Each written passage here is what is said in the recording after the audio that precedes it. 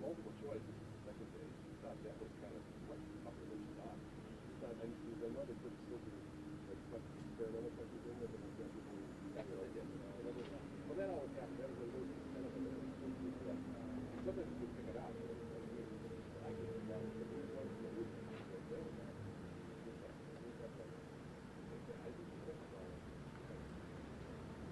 Yeah, that's it.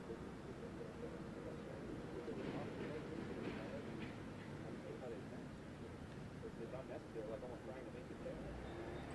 I was tied to the highest score in the class. That's how hard it was. Yeah. And the two people that I tied with both had 25 plus years in the class. Four people failed. 10 people failed in one class. 4 people failed. All 10.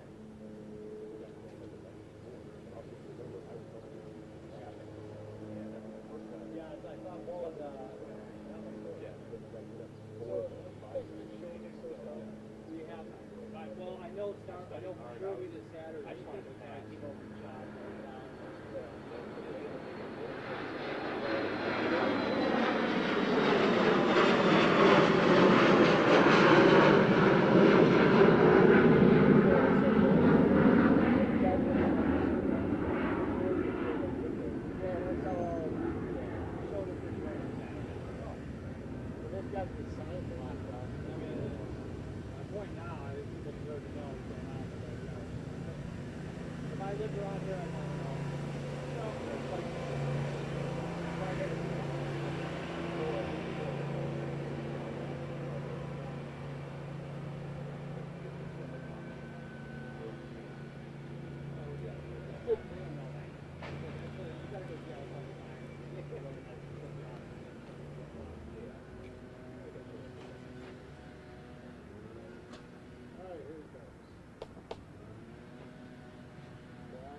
Live streaming in your face.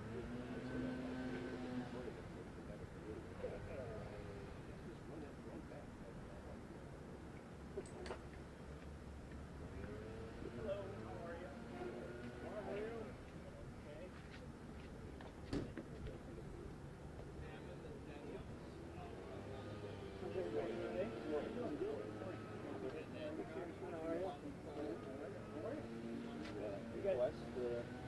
You know, we get some phone calls from time to time that, you know,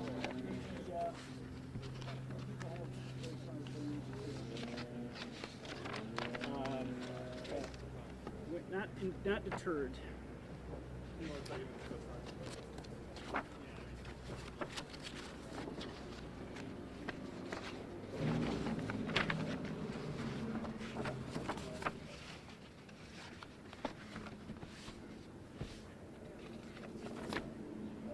That's it. Is that like not a thing anymore? Yeah.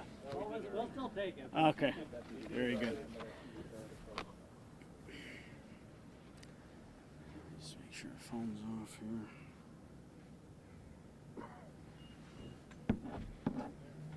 All right, Jesse, we ready to go? Good morning, everyone. Thank you so much for being here. Right now, Western New York is facing a health and a safety crisis that is a direct result of Democrats' dangerous open border and sanctuary city, sanctuary state policies. Communities across our state are being forced to deplete their tax dollars to house migrants.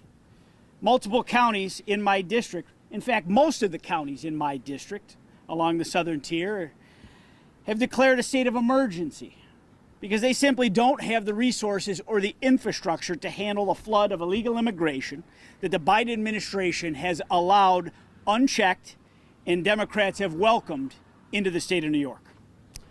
Western New York taxpayers are tired of footing the bill for this.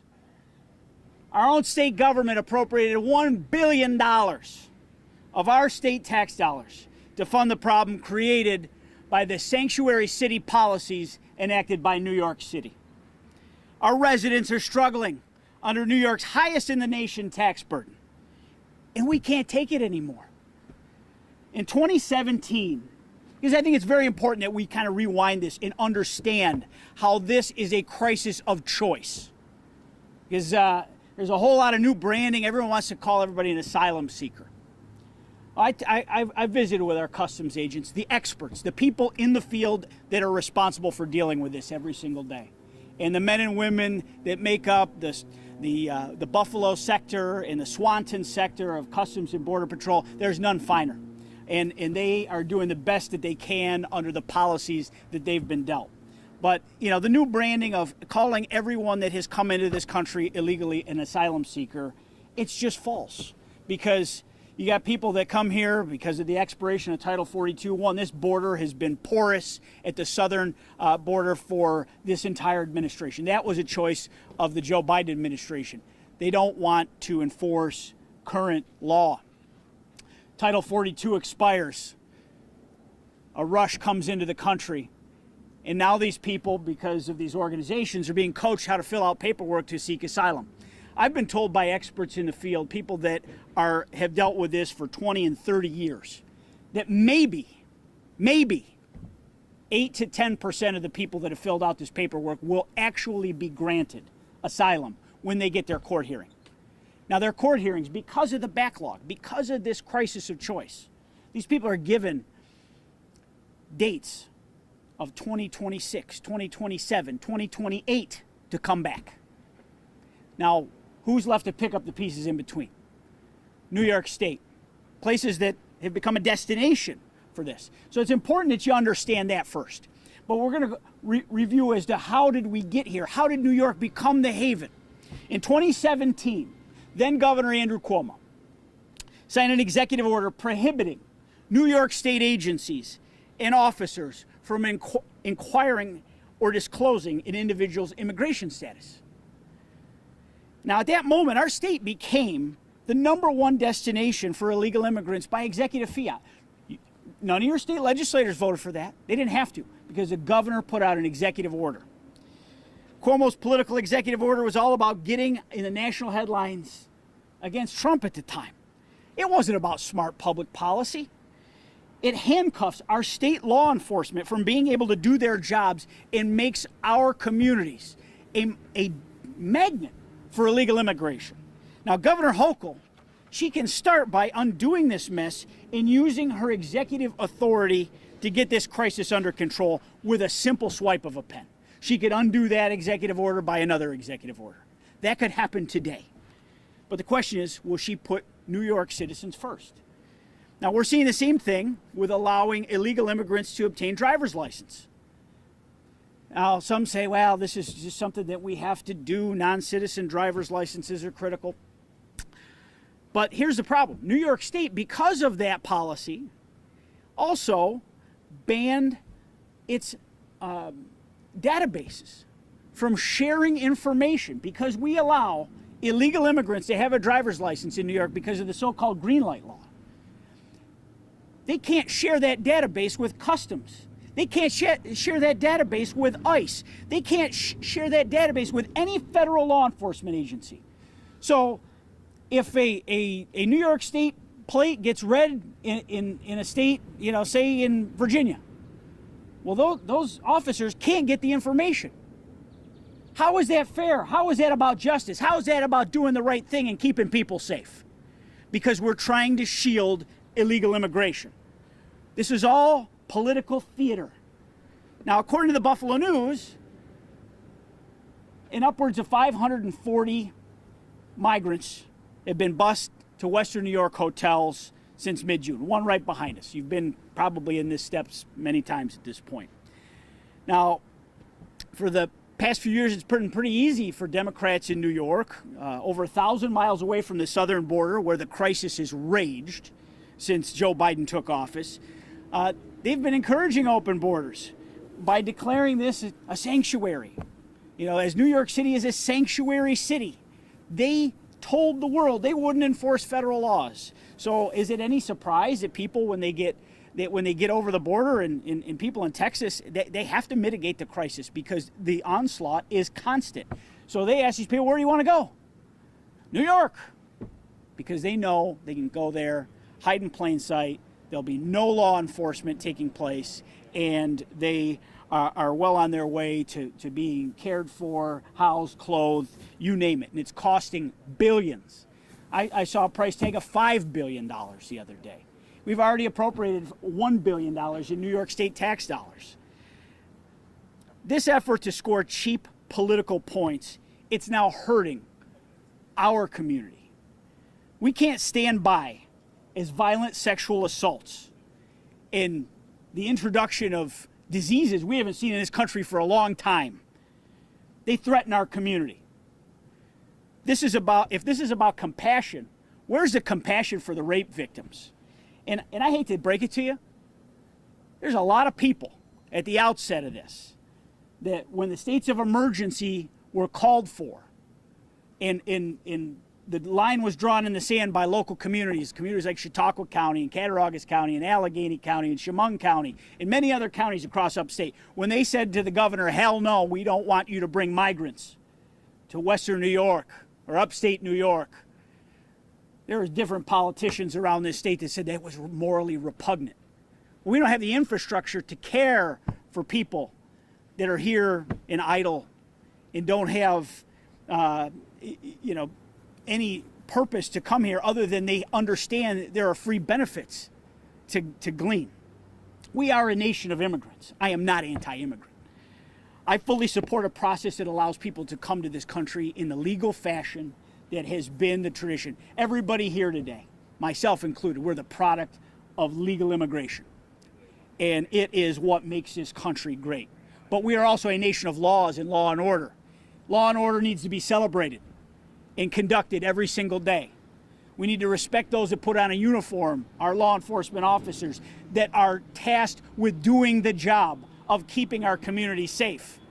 When you allow for a system of illegal immigration and let people in here that we don't know who they are, where they're at, and then you give no bid contract to some company that's rubber stamping asylum paperwork and say, oh, all is well with the world, you're gonna have the problems. I hate to be the guy to say I told you so, but there's an awful lot of people in public life that said I told you so, that this would happen, that we'd have a rise in crime, that we would have heinous acts like we've had with 2 rapes right here in Western New York. It's time to stop the political nonsense and put America first again. It starts by passing H.R. 2 through the U.S. Senate. We passed this bill in May. And on the state level, Governor Hochul and Mayor Adams should use, they say they want this crisis to come to a halt, they want this to slow down, they want relief. Well, they should use their executive authority to deploy, not to deploy the National Guard, but to stop the influx and absolutely grind this to a halt. Eric Adams says the inn's closed. He's got no more room in New York City. Well, it's time to start enacting policies that back that up. Call the city council together. Repeal their sanctuary city status. This is a self-made crisis, and it's on them to fix this. No one in Erie County asked for this crisis to come here to this community. No one in upstate New York voted for sanctuary city status. It's on them to fix it. Don't blame the company you hired in a no-bid contract and said, oh, it's a snafu. No. Anyone that had any objectivity could have seen this coming 100 miles away. Don't blame Trump or any other boogeyman that you want to blame. This is your own mess, and clean it the hell up. So I'm calling on Governor Kathy Hochul to do the right thing today and reverse the executive orders that make our state a sanctuary. With a stroke of a pen, she can immediately start to get New York back on the right track. And I'm calling on the U.S. Senate to get back to work and to start ignoring this crisis and pass H.R. 2, the Secure Our Border Act, which would reform our asylum process, harden our border, finish the wall, and give our Border Patrol agents the respect and the tools that they need. House Republicans passed this legislation in May.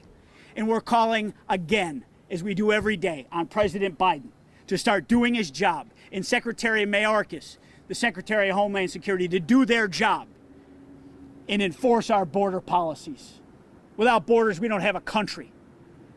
Border security is national security. This is serious. And you're here every day covering this now. This is one of the top issues in our community right now, and we need to address it directly. It's all fun and games, and it's all, virtue signaling politics until reality sets in. And I just want people to understand that not everyone is on board with these open border policies, as we've seen for so many in the leadership of our state in our county. And there are people ready to fight back and get the right policies enacted. But folks, elections have consequences is all I'll leave you with. But I'll take any questions you have at this time. When are you expecting to see, Hochul said she was sending in the National Guard. Have you had any correspondence on that? When do folks expect to see that come in? You know what I think Governor Hochul should do? Is she could help the people of Erie County. Send about a dozen buses up here and bring the folks back to New York City where they came from. But let's face facts, she's not going to do that. The National Guard, really, that just takes the burden off of our local law enforcement. I don't know that National Guard should be used to be cops, essentially, is what we need. And it's a little too late. The National Guard, if you wanted to use them effectively, it should be at the border, preventing this in the first place. And the president allowed Title 42 to expire. We had a mass influx, but this influx has been going on. I mean, when you listen to these people say, oh, it's down to a trickle. Well, 4,000 or 5,000 people a day isn't a trickle. That's a lot of people coming over this border. And when you add it up over a course of time, that becomes a lot of people. Now, we've had about 1 million disappear into the interior of the country. We don't know where they're at. They're called gotaways by Border Patrol. That's a problem. You know, we've had 100 that we've caught at the border that are on the terrorist watch list. How many of the gotaways would have been on the terrorist watch list? We'll never know. We'll never know. So Governor Hochul should do the right thing and shut this down. New York City made a decision to become a sanctuary city. Governor Hochul's an upstater. She's a Western New Yorker. Why is she exporting New York City's problems upstate? That's the question I have for Governor Hochul. Just getting a text from an Erie County lawmaker. I know what you're saying about stopping the flow of the border in the southern border, but unfortunately they're here. They are here. They are here. And just like New York City, should there be some kind of federal funding? Where do you stand on that to alleviate local taxpayers? As we heard the Cheektowaga Police Department say, we're hurt. They're seeking reimbursement from the state's seeking reimbursement or some kind of funding from you and the federal government. What would you say? Listen, we have put so much no strings attached money out on the street from the federal government. I just got to Congress in January, so I haven't voted on any of what's come in the last few years. But the federal government has rained money down on states and localities. We're at $32 trillion in debt. And the Biden administration can't stop spending. We had to hold, a real standoff during the debt ceiling negotiations to get them to pull the reins back on spending a bit, and we got $2 trillion in concessions. Mayor Adams says there's no room at the end. There's not a lot of money left in Washington unless we start the printing press back up. That's not the legacy we need to leave our children and our grandchildren. Again, these are policies of choice. The administration can fix this. I'm sure Joe Biden will seek more money from Congress for this. But at the same time, Kathy Hochul's appropriated $1 billion in New York state tax dollars. So everybody here is paying for this. So all this poppycock about how, no Western New York money is going to fund this. That's just nonsense. There were Erie County tents out at the tuberculosis outbreak the other day. Erie County personnel are there. You're not going to tell me that New York City is going to reimburse every dollar of every man hour spent by Erie County personnel. Undoubtedly, our law enforcement officers have been forced to do this over and over and over. And the other thing that isn't being covered is the fact that New York's horrific criminal justice policies make sure you'll never hear the real story. The story of the gas station next door to the hotel that's getting robbed all day long and shoplifted because it doesn't behoove the local law enforcement to arrest these people because all they do is get an appearance ticket to come back. The bail reform laws have made much of this unreportable.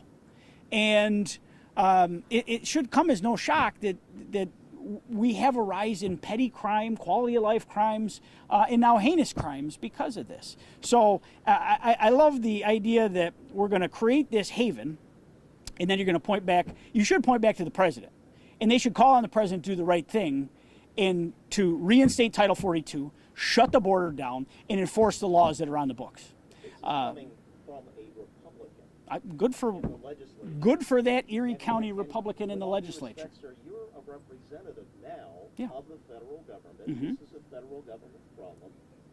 I understand your point about throwing money away, but let's face it. I expect that we will face appropriations requests.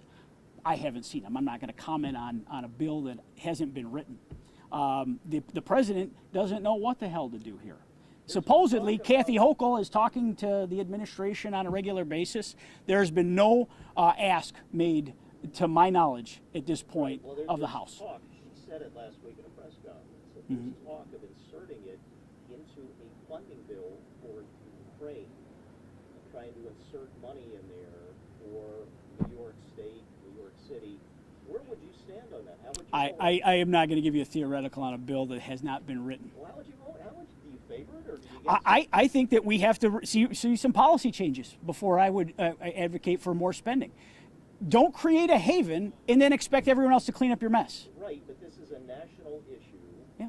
What would you say again to people here in I- Cheektowaga? I absolutely feel for the law-abiding people of Cheektowaga that this has been thrust on. They didn't vote for this. Their governor brought this to their backyard.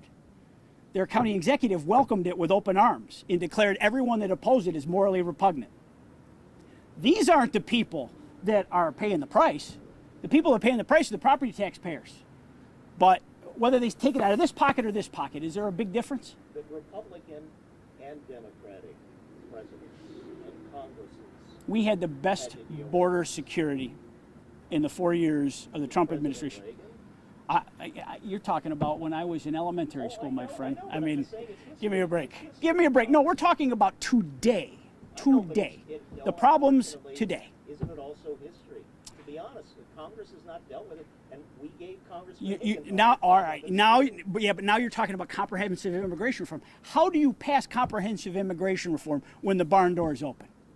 When you just are letting anyone in here that wants to come in the name of asylum. Asylum's being abused. Like I said earlier in this press conference, 8 to 10% of the people that fill out this paperwork will actually legally be granted asylum.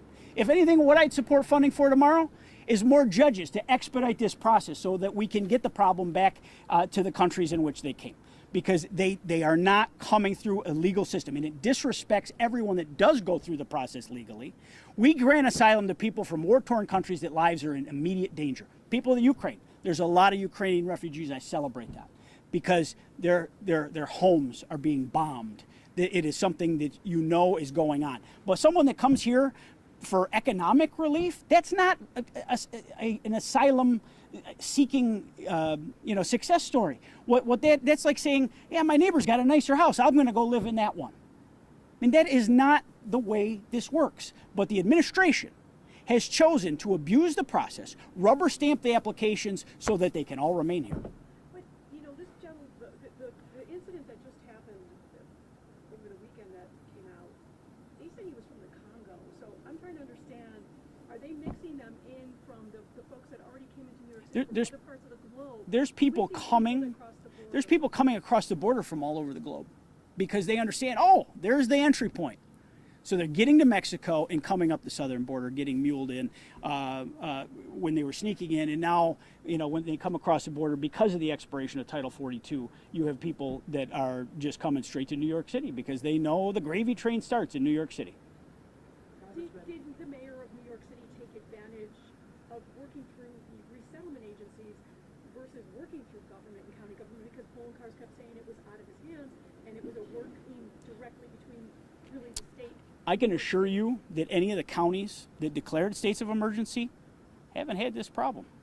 This was because the county executive wanted a virtue signal, throw open his arms and say that we are a loving community. We are a loving community. We are one of the most loving places on planet Earth. But we're being taken advantage of, and we are disrespecting taxpayers every single day when we house people that have come into this country illegally.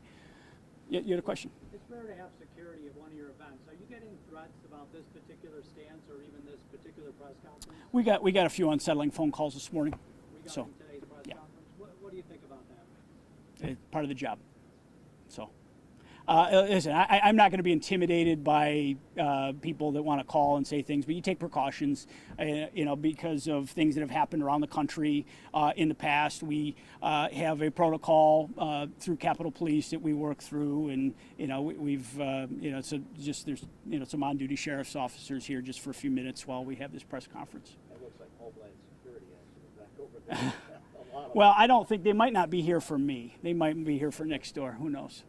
What about hearing that a couple of these hotels are, behind in their taxes?